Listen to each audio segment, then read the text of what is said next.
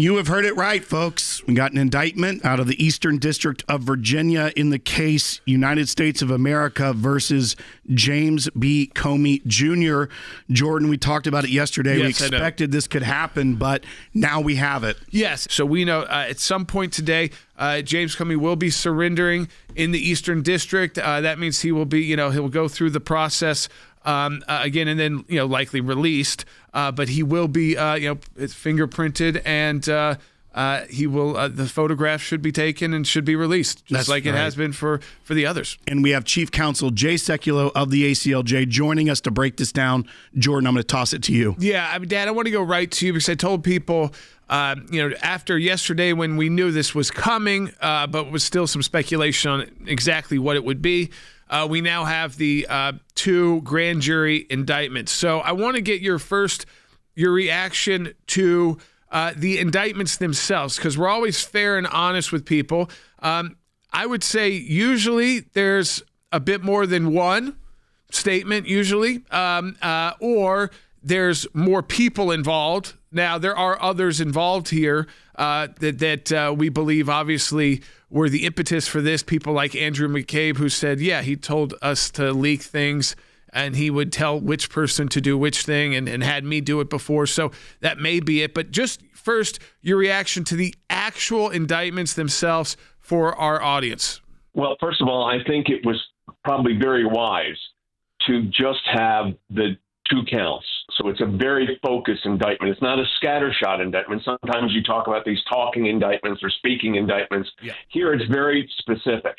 And as we just played in the clip that just aired, for those that got to see that, I think what you have here is it's either yes or no. Either he lied under oath or he didn't. Andrew McCabe basically said he did. Andrew McCabe was his deputy and did lie under oath because he said he was authorized by James Comey to make the leak. And then you have the second aspect of the leak, which is the one involving the professor, who was also, by the way, a special government employee at the Justice Department, at the FBI. So, look, I think it's very targeted. So I've seen some criticism where people are saying there should have been more. I can't believe this is enough.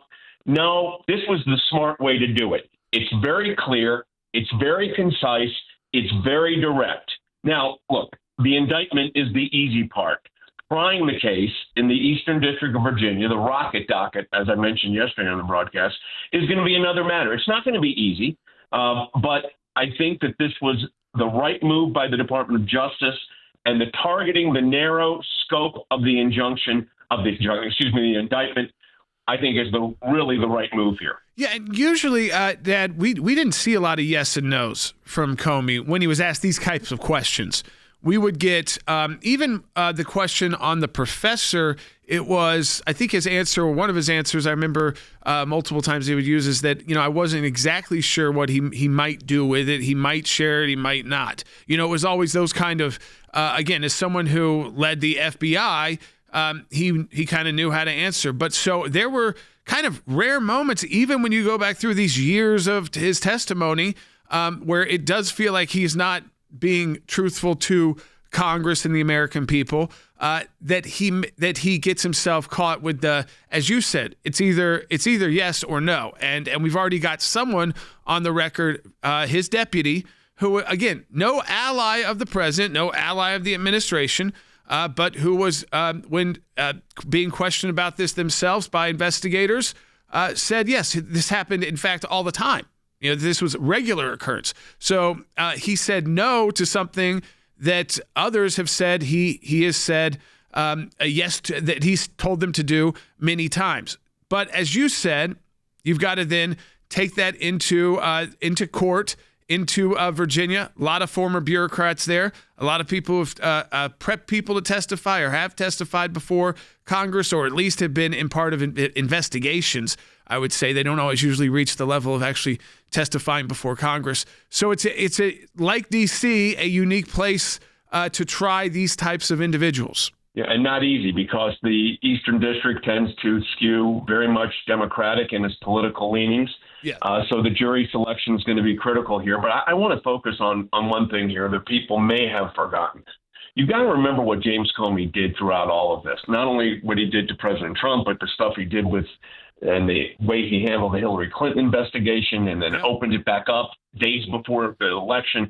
So there's a lot of stuff with James Comey. But don't forget this, and I want everybody to remember this. And we had to deal with this, of course, during the representation of President Trump and during the first impeachment proceedings. But here's what you have. James Comey left the meeting of the President of the United States, went into his government vehicle, took out his government computer, typed a memo, and sent it to a professor in New York, who then allegedly leaked it to the press. So think about that for a moment. The head of the FBI meeting with the then sitting President of the United States, and this is what happens. So it's outrageous what he did. His conduct was illegal in my view, and I think this indictment, very tailored, very specific, narrow, is the way to approach this case. And when you look at also the fact that he even admitted that that memo that you talked about, he told Susan Collins that he showed it to that professor to give to the New York Times to leak. So He'd already established a pattern that this was his MO, but yet was trying to have it both ways when it came to his testimony before Congress. The fact that, as you mentioned, this is very narrow and very tailored, I think that is one thing that our audience, I know, is thinking about is, when Trump, they raided Mar-a-Lago, with other associates of Trump, they raided their home. The Justice Department here, I feel like, is showing restraint, using the appropriate charges and not raiding his home, letting him know you're indicted, surrender. No, I think that, look, the Department of Justice under Pam Bondi is doing it the way you're supposed to do it. None of this showboating, none of this calling CNN when you're, raiding someone's house so that they can get it on camera. Here it was done in the way it's supposed to be done. So I think that's very good for the Department of Justice, and it's restoring some credibility, but also procedure and process that was necessary. But what everybody needs to realize going forward, this is going to be now in the litigation mode. And Virginia's pretty quick, the Eastern District particularly. And I think it's going to move relatively quickly. But the reality is, by targeting it with just the 2 counts, I think that was a really smart prosecutorial move in order to tailor the evidence to the specific charge. And I think that will serve the country well. And hopefully there will be, in my view, hopefully a verdict of guilty. And then this matter can be put to bed. But what the Department of Justice did and the FBI under James Comey, remember, he jumped over Loretta Lynch, the Attorney General, who's his boss, in some of these announcements he made on the Clinton matter. So none of this is right, what Comey did. His attitude after leaving office has also been unbelievable. I mean, you had those threats on the beach earlier, about 6 months ago. This is just James Comey's modus operandi, and I think it finally is now caught up with him. But he'll get good lawyers, and they'll put up a real fight. One final question for you. I know it's something we care about here at the ACLJ and fight for every day, and that is upholding the rule of law, upholding the trust in the justice system. Do you feel like this indictment is a first step at restoring some of that trust? I do. I think it reminds me very similarly of when we were vindicated in our case that we brought against the IRS for targeting the Tea Party a decade ago. And when the case was resolved, you felt like we got justice. I think this is the first step. It's the first step, though. There's going to be a lot of motions and a lot of activity between now and the actual trial. But I do think it was the right step. And I hope the American people and our audience understands it takes time, but the right thing was done here and the right process is being followed. And we need to now give the Department of Justice the ability to do their job. And, of course, we know about this case probably more than any lawyers in America, is the truth. Let's play this. This is from Instagram that James Comey posted after the announcement of the indictment. This is Bite 6. My family and I have known for years that there are costs to standing up to Donald Trump, but we couldn't imagine ourselves living any other way. We will not live on our knees, and you shouldn't either. Somebody that I love dearly recently said that fear is the tool of a tyrant, and she's right. But I'm not afraid, and I hope you're not either.